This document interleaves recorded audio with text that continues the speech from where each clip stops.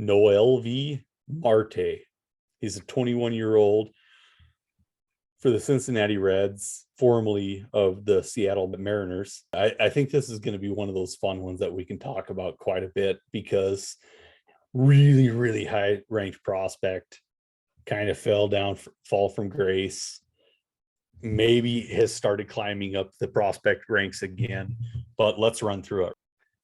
Noelvi hails out of the Dominican Republic, was signed by the Mariners, debuted in 2019 in the DSL, where he hit 309 with a 371 OBP and a 512 slugging percentage, flashed some decent power with 9 home runs and speed with 17 stolen bases. So coming into 2021, this guy was garnering a lot of hype. There was the hype train was moving on Noelvi.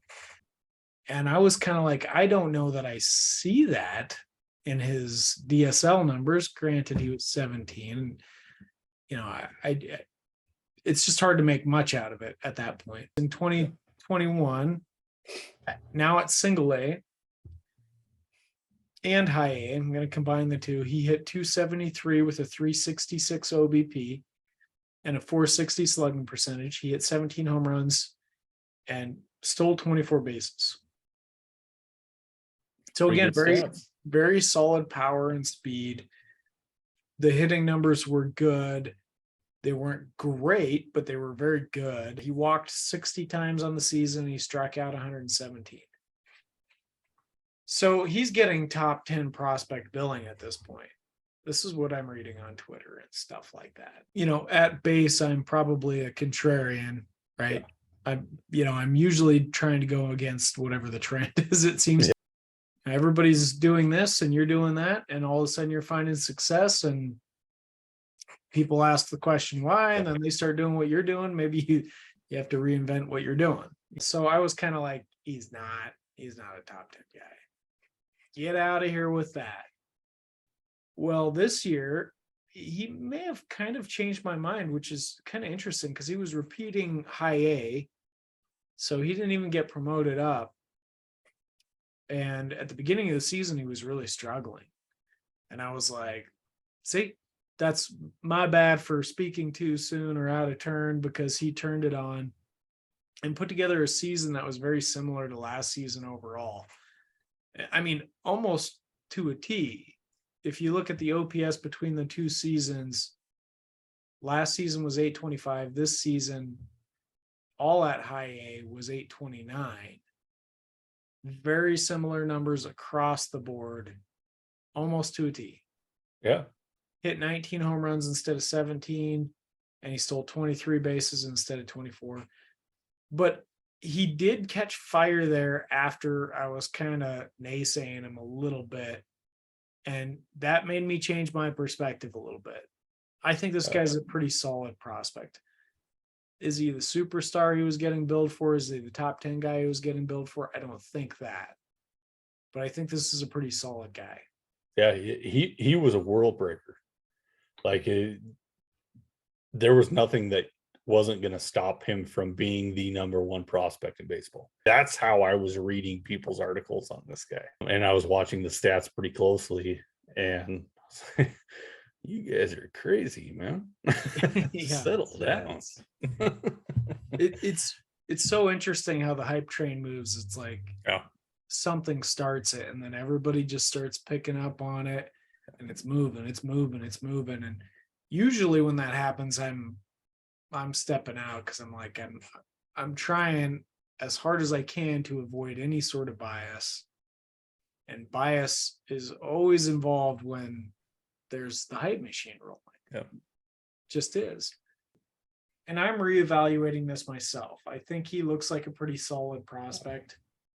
I as you were saying, the top 10, I'm not putting him there. I'm not going that high. Top 50? Yeah, I can see that. For sure. And I think he's a very solid prospect for that range. So you always got to consider the perceived market value versus the actual value. And that's what I was seeing a mismatch with, is the perceived market value. I think it's correcting now. I think it's mostly corrected. He's come back down, which is unfortunate because to me, he showed that what he was doing was pretty valid. Improvement. So, Yeah. yeah. So Almost showed an improvement and then dropped. yeah. I like the trade to the Reds because I think that fast tracks him a little bit. With the Mariners, I think that it was going to chill down a little bit. But now that he's with the Reds, I think he's going to be coming up pretty quickly. Well, he's got some competition there. We got 4 Reds. Yeah. That we're talking about top 15 on STS at the shortstop position with Edwin Arroyo, Noelvi, Marte, Matt McLean. McLean, yep, and Ellie De La Cruz. Yep. It's going to be a battle. It's going to be a bruiser to see who comes out there. I mean, one of those guys will end up at second base. One of those guys will end up at third base. Yeah. He comes out just above average for hit at 55, just above average with power at 55, and major league average with 50 for speed. I want to say he's got a little more speed than that. I could see 55s across the board, but this is what STS gives him. And his historical comp is an interesting one that I would never have picked out. Okay. Ozzie Albies. Really? Yeah, right? Yeah. Ozzie Albies. If you look at his peak projections, it kind of comes into focus. Peak projections for Noelvi Marte are 245 batting average, 328 on base percentage, 402 slugging percentage, 19 home runs, 13 stolen bases, 10% walk rate, 19% strikeout rate. All that stuff to me screams Ozzie Albies. Albies may be hitting for a little bit better average. He's obviously going to start in Double A. Am I correct? I think that would be a good starting place. Yeah. Yeah. So he's if he was to in high A again. That's problematic. We have issues if he's in high A. So he's got to start in Double A. I would hope for a call up to Triple A. And I would like to see a cup of coffee in the major leagues at the end of the season. That would be my time frame in 2023 for Noelvi. STS has a ETA of 2025 for him. Ooh, 2 years away.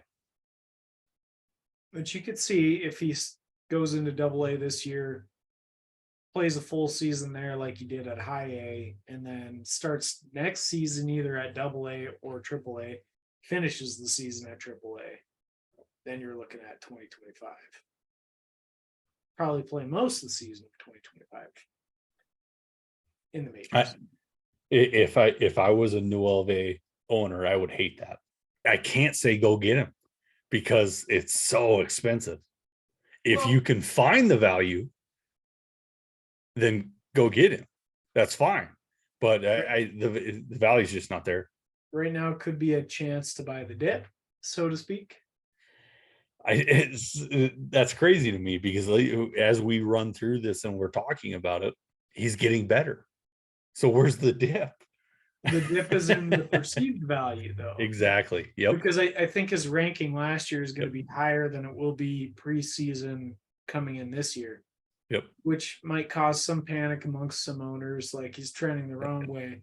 They're ready to sell him, buy the dip. I agree. What do? You buy when there's blood in the street, man. Yep.